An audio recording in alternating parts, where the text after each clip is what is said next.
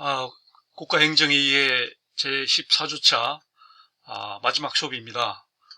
지금 강의계에 나와 있는 것처럼 오늘은 지금까지 공부한 것들, 행정의 개념, 그 부분들을 전부 총정리를 하고 그 다음에 국가행정의 이해, 다시 말하면 행정학 개론에서 꼭 공부해야 될 필수적인 그 요목들, 중요한 항목들을 간단히 해설하는 걸로 이렇게 해서 수업을 마치도록 그렇게 하겠습니다. 우리가 이제 처음 개강할 때 그런 얘기를 했습니다만은 이 과목이 3학점 15주 동안 이 과목이 굉장히 방대한 행정학 전반을 공부하는 것은 굉장히 그 무리가 있다 이런 얘기를 했습니다. 그래서 우리는 이제 행정학에 있어서 가장 그 핵심적인 개념하고 이론 몇 가지만 익히면은 여러분들이 혼자서 이 행정학 그 개론 정도는 공부할 수 있도록 그렇게 안내하는 것이 이 과목의 기본적인 취지다 이런 얘기를 했고, 이 행정학이라고 하는 학문 자체가 일단 대학원 학문이기 때문에 되게 학부에서 이제 다양한 사회과학을 위시해서 다양한 그런 학문을 공부한 사람들이 대학원에서 공부하는 그런 굉장히 응용 학문이라 결코 쉽지 않은 과목이다 이런 얘기를 했고, 그 다음에 이제 우리나라에서는 이게 행정학과가 이제 학부에만 설치되어 있기 때문에 학부 4년 동안 이제 공부하도록 되어 있는 그런 교육 과정이고, 거기서 또 미진하다고 생각하는 것들은 이제 또 대학원 가서 더 공부하도록 되어 있는 그런 굉장히 방대한 그런 학문체계다 보니까 이 3시간 3학점 가지고 한 과목 가지고 전체 다 분량을 공부한다는 건 대단히 어려운 일이 아닐 수 없어요. 그래서 이 과목은 처음에 얘기한 것처럼 이제 중요 개념하고 이론만 익혀놓으면 여러분들 혼자 학습할 수 있는 그런 토대를 만드는 것이다 이렇게 얘기를 했고, 그래서 거기에 맞도록 우리가 한 학기 동안 이렇게 수업을 진행했고, 중간 시험까지는 주로 행정의 정의 부분을 얘기를 했습니다. 그리고 행정과 경영과의 관계까지 해서 중간 시험을 봤기 때문에 이제 학기 말 시험은 오늘까지 그 진도 나가는 부분이 시험 범위가 되겠습니다. 그러니까 행정과 정치와의 관계 제9주차에 그다음 행정 환경들, 정치, 경제, 사회법 요 공부를 하고, 그 다음에 지난주에 공부했던 행정의 구성과 각 영역들, 요것들을 이제 포함해서 오늘 공부하는 주요한 요목들에 대한 주요 내용들, 이런 것들이 시험 범위가 되겠습니다. 그래서 다음 주에 이제 우리가 학기말 시험을 보게 될 텐데, 지금 우리가 지금 코스모스 우리 학교 LMS 시스템 가지고는 시험 보는데 좀 애로사항이 어려움이 있습니다. 그래서 이제 어떤 식으로 시험을 진행할지는 아직은 결정을 못했기 때문에 여러분들이 공지사항을 좀 이렇게 좀 유념을 해서 항상 관심을 가지고 좀 봐주길 바랍니다. 그래서 공지사항에서 한번 시험 방법이나 방식이나 이런 데 대해서 한번 공지를 하도록 그렇게 하겠습니다. 그래서 대략은 아마 그 구글 클래스룸 그 시험 방식이 잘 돼 있으니까 그 방식으로 시험을 볼 가능성이 많아요. 그리고 혹시 또 코스모스에서 또 방법이 또 우리가 찾아보고 또 대체 가능하면 그걸로 보도록 하고 할 테니까, 하여튼 공지사항을 여러분들 잘 참조해서 다음 주 시험에 임하기를 바라겠습니다. 물론 시험 시간은 그대로 우리가 수요일 날 이 수업이 이제 12시 반부터 시작하는 수업이니까 1시부터 해서 2시까지 해서 정각 1시간 동안 시험을 시행하는 걸로 되어 있는데, 시험 방식에 대해서는 조금 내가 얘기를 해야 되니까 공지사항을 잘 참조해 주길 바라겠습니다. 자, 그래서 우리가 지금 지금까지 한 학기 동안 공부한 내용이 지금 이렇게 정리가 되어 있습니다. 우리가 한 학기 동안 행정의 개념을 공부를 했어요. 그래서 이제 행정의 정의에 대해서 우리가 공부를 했고, 그걸 가지고 우리가 중간시험 거의까지 이제 거의 한 학기 절반을 사실 할애를 해서 공부를 했죠. 이렇게 행정의 정의를 우리가 중요시 해 공부하는 이유는 뭐냐면, 행정학을 이제 장차 공부하기 위한 가장 기본적인 그 개념들이라든지 아이디어라든지 이런 것들을 이제 그만큼 첫 출발이 중요하기 때문에 사실 그 내용들을 우리가 충분히 공부를 했던 것이고, 그 이어서 이제 행정과 경영과의 관계까지 해서 우리가 중간시험을 봤잖아요. 행정과 경영과의 관계는 공사행정, 이론론, 이원론 요걸 우리가 공부를 했고, 그 다음에 이제 중간시험 마치고 우리가 지난까지 공부한 것이 정치와 관계하고, 그 다음에 행정의 환경들하고, 그 다음에 행정의 구성과 영역, 요게 우리가 지난주까지 공부했던 내용들이죠.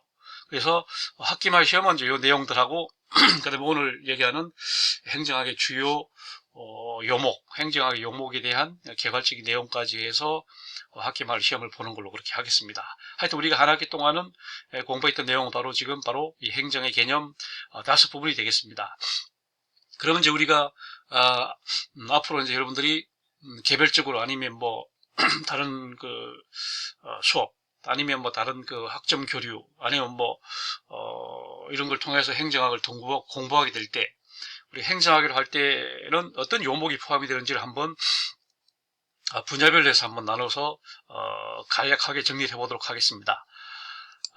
그 다음에 이제 두 번째 부분이 바로 지금 행정학이라고 하는 학문적인 성격입니다. 이 부분은 이제 사실은 우리 책에서도 사실은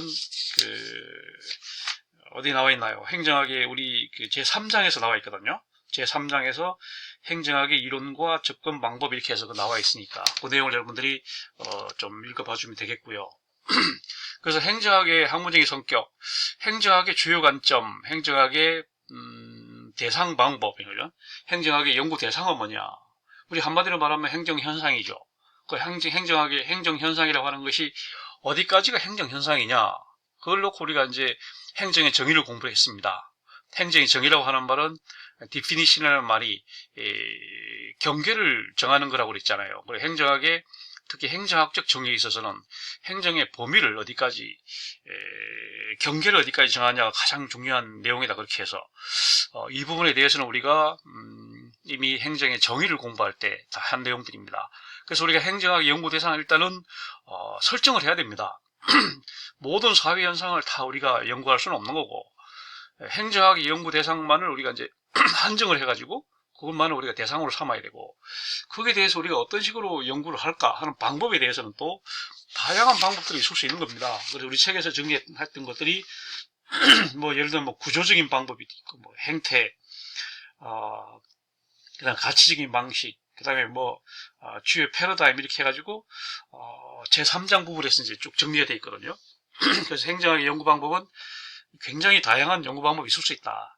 연구 대상에 따라서 사실은 방법이 정해지기도 하고 또 방법을 어떻게 내가 하겠다고 이렇게 하는 데 따라서 또 대상이 거꾸로 정해지기도 하고 이렇게 되는 겁니다. 그래서 행정학의 연구 대상이 어디까지고 어떤 식으로 연구하는지 방법에 대해서 보는 거죠. 그 다음에 행정학에 있어서는 주요 개념들, 용어들을 한번 정리해 보니까 이렇게 돼요. 우리가 이미 공부했던 게 지금 경영, 정치, 법, 공익 여기까지 우리가 이미 공부를 했죠. 그 다음에 권력, 이것도 이제 권위와 관련시켜서 공부를 했고 그 다음에 규제도 우리가 정부 개입이다 이렇게 해서 공부를 했습니다. 행정의 기능, 정부의 기능도 우리가 지난 시간에 얘기를 했었죠. 집권. 그 다음에 행정의 집권화와 분권화, 그 다음에 조직에 들어가서 분화와 통합, 그 다음에 NGO라고 하는 비정부 조직, 그 다음에 이제 조직이라고 하는 것에 대한 거, 그 다음에 조직의 구조, 그 다음에 조직을 구성하는 최소 단위인 인간, 그럼 조직의 과정, 그 다음에 조직의 개혁, 여기까지가 조직에 관한 그런 중요 용어들, 개념들이 되는 거고요. 그 다음에 인사행정에 들어가면 이제 중요하게 쓰는 용어들이 공무원, 네? 국가공무원, 지방공무원, 관료, 그 다음에 인사과정, 뭐 채용, 뭐 이런 배치, 뭐 이런 것들 인사과정이고요. 그 다음에 이제 재무행정에 들어가서 보는 것이 예산과정, 예산의 편성, 그 다음에 집행, 결산, 편성, 심의, 집행, 결산, 우리가 예산의 4대 과정을 우리가 얘기를 했었습니다. 그 다음에 재정, 국가 예산과 지방 재정까지 다 합쳐가지고 우리가 통합 재정, 통합 예산이라는 말을 하잖아요. 그 재정이라고 하는 말. 그 다음에 정책의 과정, 뭐 정책 형성, 집행 이런 정책의 각 과정들. 그 다음에 기획이라고 하는 제도가 있거든요. 우리가 정책이라고 하는 것이 문제의 단기적인 해결 방안을 정책으로 한다면 기획은 문제의 예방 방안이라고 볼 수 있는 보다 좀 더 중장기적인 그런 것들을 이제 기획이라고 이렇게 얘기하잖아요. 기획이라고 하는 거. 그 다음에 정부, 정치, 국가, 지방자치, 지방재정 이런 것들이 행정학에 있어서는 가장 중요한 핵심적인 용어 개념이 되겠습니다. 그 다음에 행정학에서의 기초이론, 예를 들면 뭐 관방학이랄지 이런 것들은 우리 책의 제3장에서 또 잘 정리가 되어 있으니까 그 내용들을 한번 참조를 하면 되겠습니다. 이것이 이제 행정학의 학문적 성격에 관한 그런 요목이 되겠고요. 그 다음에 이제 세 번째로 볼 행정학 요목은 정책과 기획입니다. 지금 말한 것처럼 정책과 기획이 하나의 또 중요한 그 행정학의 한 영역이 되는데, 이 정책이라고 하는 것이 한때 이제 정책학이라고 하는 학문이 행정학의 하나의 그 분과 학문으로서 정책학이라고 하는 학문이 굉장히 유행했던 적이 있습니다. 미국에서 주로 70년대에서 많이 유행을 했어요. 이것은 뭐냐면 이제 행정의 어떤 과정이나 이런 뭐 절차나 이것도 중요하지만 행정의 산물인 정책이 이게 어떤 그 성과물, 그 성과물이 중요하고 특히 그 정책의 어떤 만들어질 때 본래 취지와 다르게 집행 과정에서 어떤 식으로 변형이 되는지 이런 데 대한 그 관심이 많아졌었어요. 미국에서 그 시기적으로. 그래서 그 당시 70년대, 80년대, 90년대 한 30년 동안 이제 크게 유행했던 것이 정책학이라고 하는 그런 학문 영역입니다. 그 등장 배경을 우리가 이해할 필요가 있는 거고, 그래서 그 내용에 대한 것이 우리 책에서는 제 9장에서 나와 있습니다. 정책과 정책관리 이렇게 해가지고 정책의 이해와 기초, 정책 형성과 기획, 그 다음에 정책 집행, 뭐 정책 평가, 변동과 갈등 이렇게 해가지고 나와 있어요.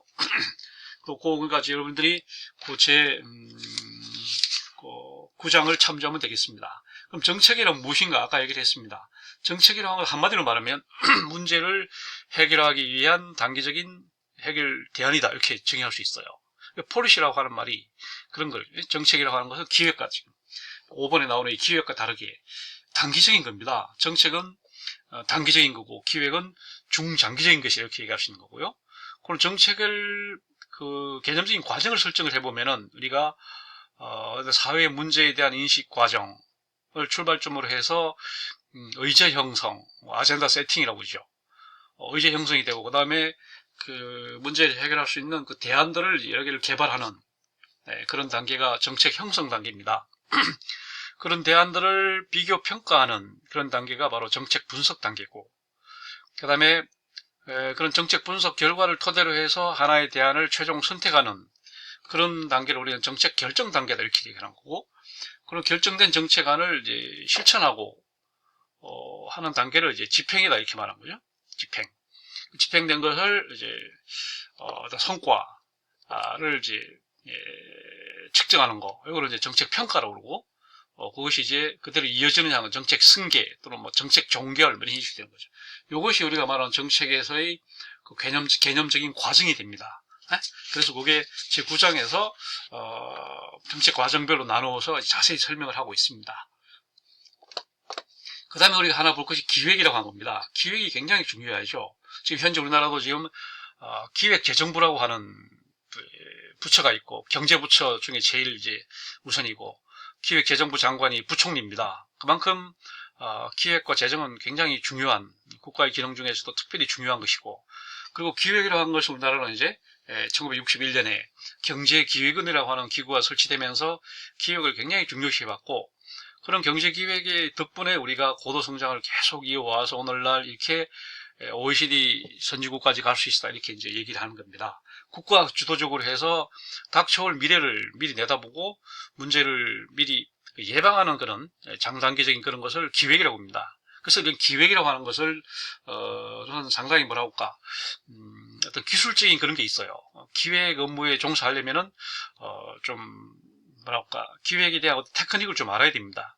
그 정부에서 일반 공무원 중에서도 기획재정부가 가서 기획에 종사하려면 기획에 대한 뭔가를 특별한 그 기술이 있어요. 그걸 익혀야 되는 거고, 부처에 들어가도 그래요. 뭐 삼성그룹에 가면 뭐 미래전략실, 줄여서 미전실에도 그 중요한 게 이제 기획이잖아요. 삼성의 미래. 앞으로 삼성이 계속 반도체와 가정과 모바일만 갖고 계속 삼성이 지속할 수 있냐?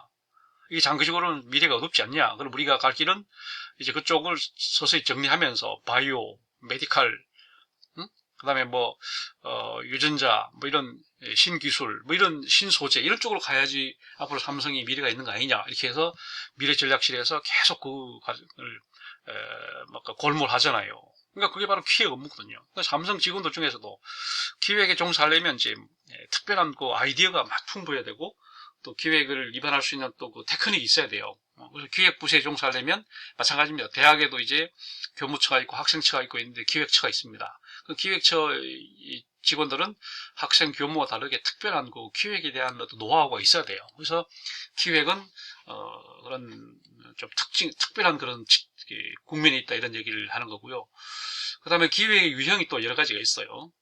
기획을 할 때는 체계적으로 이렇게 해야 되고, 그 다음에 기획을 할 때는 예산이 항상 첨부가 돼야 되고, 그 다음에 그 예산을 어떤 식으로 확보할지를 확보 방안이 나와야 됩니다. 그래야 제대로 된 기획이 되는 거고, 그리고 또 기획이 되려면 장기적인 5년 이상의 기획이 되다 보니까 연차별로 또 연차별 계획이 따라와야 됩니다.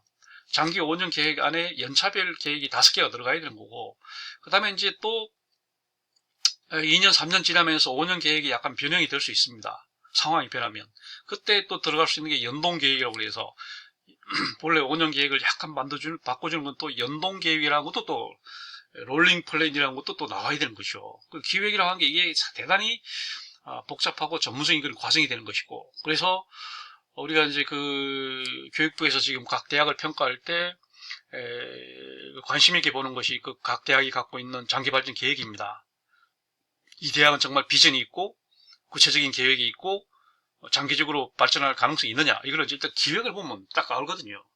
예? 아까 말한 것처럼 체계적으로 돼야 되고, 예산이 분명하게 뒷받침이 되어 있어야 되고, 그 예산을 어떻게 확보할지 그러니까 분명하게 나와야 그게 계획이 되는 거지, 그냥 미사여구만 이렇게 진열해 놓는다고 이게 될 수가 없는 거고, 그 다음에 아까 말한 것처럼 장기 발전 계획이 5년 있으면 중단기 발전 계획이 또 5개가 구비돼야 되고, 또 그것들을 서로 연결해주는 또 연동 계획이라는 게 또 들어가지 않으면 이 계획은 그야말로 그냥 말잔치밖에 안 되는 거니까, 이 계획을 보면은 그 학교의 미래가, 그 계획을 보면 그 기업의 미래를 금방 알 수 있다는 얘기예요. 그만큼 기획이 중요하다는 그런 얘기입니다. 그래서 우리나라에서는 아까 말한 것처럼 기획재정부도 있지만 대통령 소속 정책기획위원회라는 게 있습니다.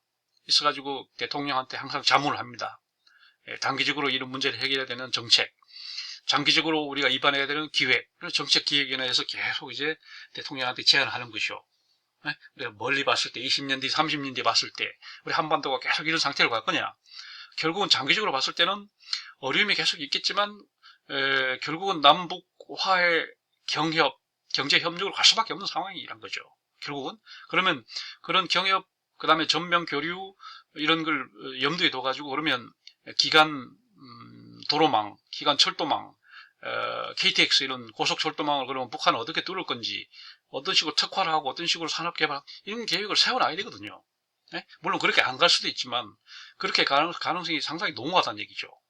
그래서 결국은 그런 멀리 내다보고 할 수 있는 그런 기획이 대단히 중요하다, 그런 얘기가 되겠습니다. 그 다음에 네 번째 이제 행정학 요목은 바로 조직 영역입니다. 어떻게 보면 가장 이론적인, 가장 핵심적인 부분이라고 볼 수 있겠는데, 이 조직이라고 한 게 뭐냐? 그러니까 우리가 이제 조직을 가장 크게 보면 대한민국 정부 조직이라는 게 큰 조직이 있습니다. 그리고 또 그 정부 조직 안에도 각 부처별로 또 단위 조직이 있고, 또 그 부처별로도 국과 이런 단위의 또 조직이 있잖아요. 그러니까 조직이라고 하는 것은 굉장히 위계를 가지고 이렇게 돼 있기 때문에 굉장히 추상적인 그런 개념이다 보니까 조직을 우리가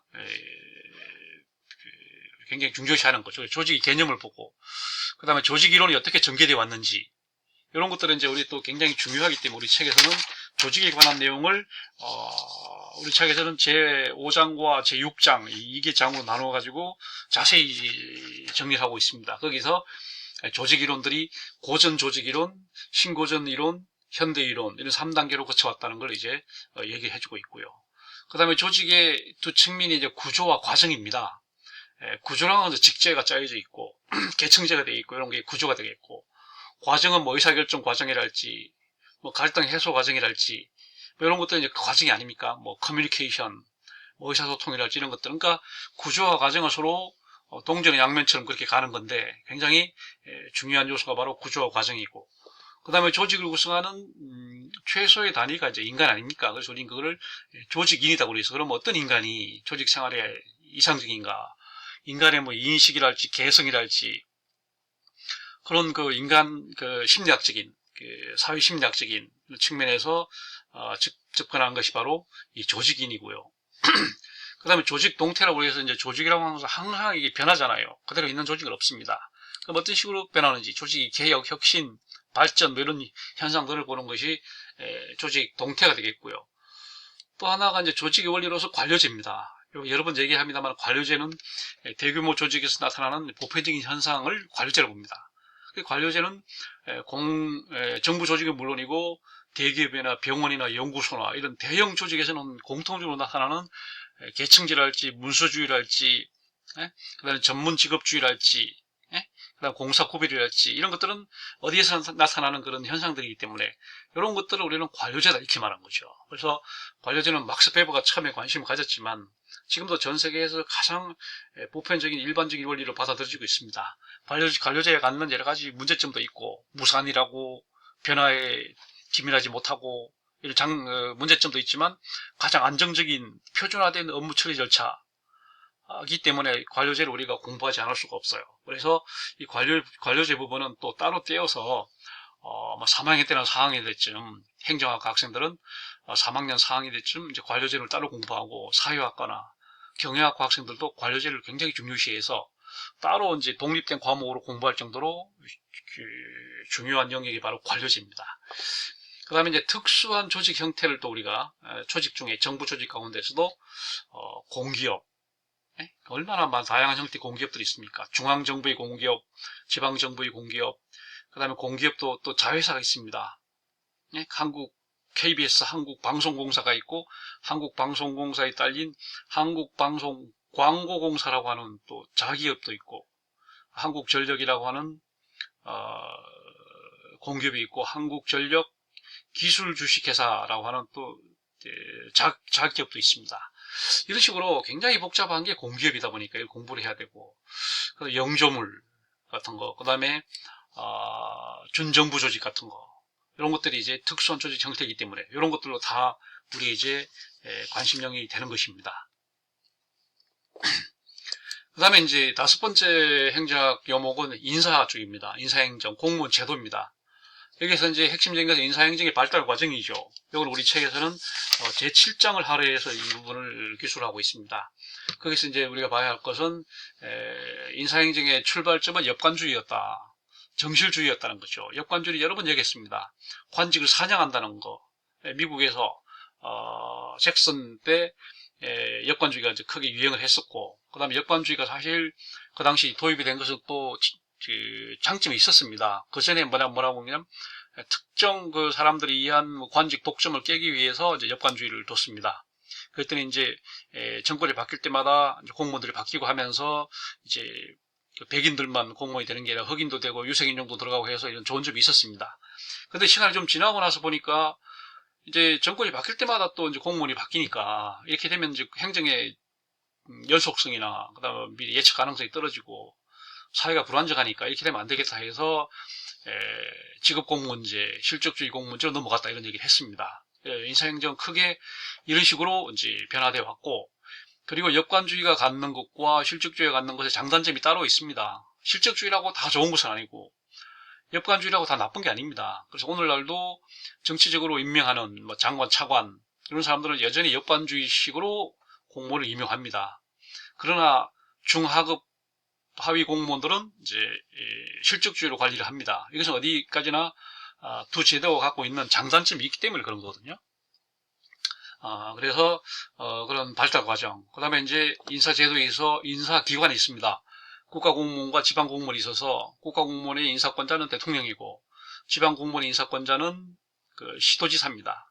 그러니까 이제 그러면 중앙에서 인사를 담당하는 곳은 지금 우리나라는 지금 행정안전부 그래서 이제 관장을 하고 있고, 그다음에 지방도 있고, 인사를 담당하는 기관이 있습니다. 인사기관은 굉장히 공정해야 되고, 일단 공정함, 그 다음에 독립적이어야 되고, 뭐, 당연한 거죠. 그 다음에 인사에 관련된 법률들, 국가공무원법, 지방공무원법 이런 거 지난번에 다 정리를 했습니다. 그 다음에 공무원 분류제도 지난번에 표로 한번 정리를 했죠. 직위분류제, 그 다음에 계급제가 있습니다. 그 다음에 공무원의 분류, 여러 가지 유형으로, 기준으로 공무원을 분류할 수 있다. 이거 우리 지난번에 다 얘기를 했습니다. 인사 과정이 있습니다. 공무원을 채용할 때 공고를 내서 모집을 절차에 들어가서 시험을 보고 채용 충원을 하고, 그 다음에 이 사람들의 교육, 훈련, 근무 성적 평점이죠. 근평, 승진, 전보 같은 이런 능력 발전 절차가 있고, 그들에게 동기를 부여하고, 보수, 급여를 제공하고, 잘못하면 징계를 하고, 그 다음에 퇴직 이후에는 연금을 지급하는, 이런 과정을 우리는 인사과정이라고 그래서 그 내용들에 관한 것들입니다. 그게 제 7장에 이제 나와 있으니까 참조하면 되겠습니다. 그 다음에 이제 공무원과 관련된 하나가 이제 공직윤리입니다. 공무원들은 일단 정치적으로 중립을 지켜야 되고, 밑에 나온 것처럼, 그 다음에 노동운동도 전면 노동운동을 허용하기는 상당히 어려운 점이 있습니다. 그걸 이해를 해야 되고, 공무원들은 국가에 충성 의무가 있습니다. 그 다음에 공무원들은 신분 보장이 돼야 됩니다. 그래야 소신껏 일을 하고 전문성을 쌓을 수가 있고, 그의 권위를 존중받을 수 있는 거죠. 그 다음에 공무원들은 깨끗해야 됩니다. 부패하지 말아야 되고, 그 다음에 공무원들이 너무 권한이 큽니다. 재량권이 커서 국민들이 통제하기 어렵습니다. 지금 여러분들 보고 있잖아요. 검사, 판사 오면은 검찰 공무원이고 법원 공무원입니다. 그렇지만 이 사람들이 하는 걸 보면 국민으로부터 통제를 안 받고 있습니다. 이게 지금 문제라는 거죠. 그래서 이런 문제를 벗어나기 위해서 선진국에서는 검사나 판사를 선거로 합니다.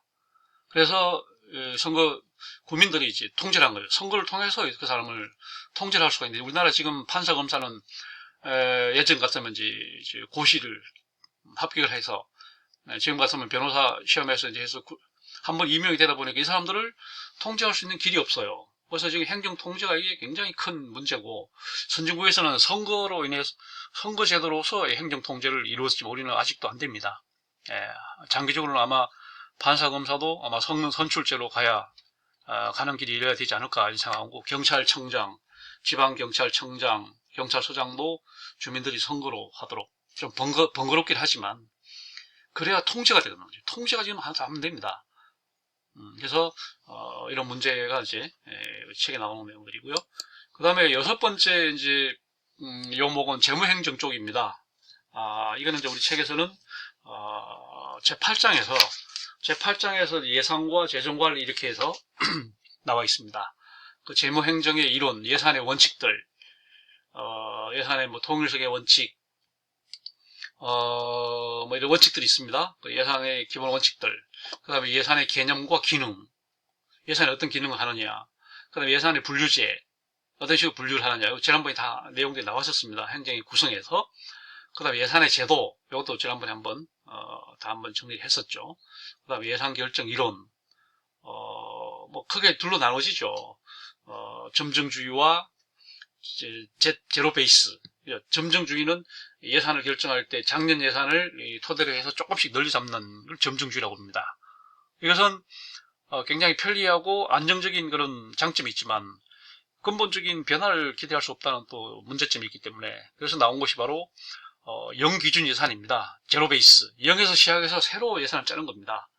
이것은 이제 근본적인 변화를 도모할 수 있다는 장점은 있지만 굉장히 시간과 돈이 많이 들고, 그 다음에 안정성이 없다고, 예측 가능성이 없다는 또 그런 문제점이 있어서, 대개 이제 일반적으로는, 점정주의를 토대로 해서, 잽비비를 약간 추가하는 식으로 이렇게 하고, 그 다음에 기획예산제도가 또 나와갖고, 아까 얘기했던 기획과 예산을 서로 이제 조화시키는 그런,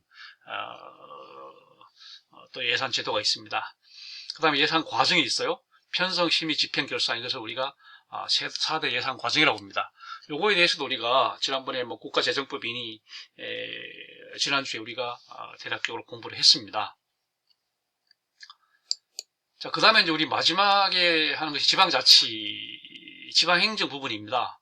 우리가 지방자치가 우리가 알다시피 뭐 해방 직후에 우리가 지방자치를 하다가 그 다음에 중단됐다가 또 6.25 때 또 했다가 다시 중단됐다가 1995년에 전면 이제 부활이 됐습니다. 그래서 지금 뭐 거의 25년째 지금 이제 하고 있어서 점차 지방자치가 이제 자리를 잡아가고 있는 그런 상황이긴 합니다. 그러나 또 그 부작용도 많고, 그러나 또 좀 손을 또 봐야 됩니다. 그래서 하여튼 그 지방자치 개념에 대해서 이제 나와 있는데, 여기서 또 우리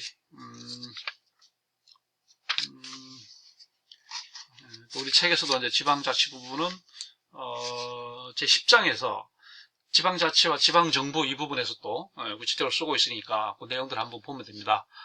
지방자치제도는 층위, 우리가 말하는 것처럼 기초지방정부, 그 다음에 광역지방정부, 이렇게 우리는, 그 다음에 중앙정부에서 우리나라는 어떻게 보면 3층제로 되어 있는 거고, 우리나라는 이제 기관 대립형이 돼가지고 지방자치단체 장이 있고 지방의회가 있어갖고 서로 상호 견제하도록 이렇게 되어 있습니다.